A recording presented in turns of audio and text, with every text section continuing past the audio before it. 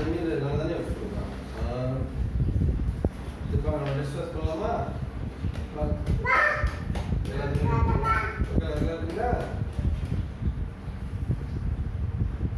சரி, நீங்க விளையாடுங்க. அக்கா அப்பா கூட இருக்காங்க, விளையாடுங்க.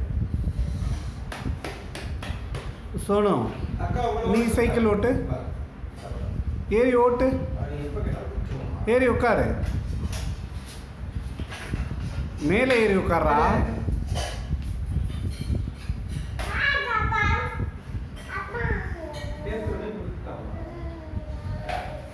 ஓய், இதுடா ஓட்டுறா, ஏறி உட்காந்து ஓட்டுறா.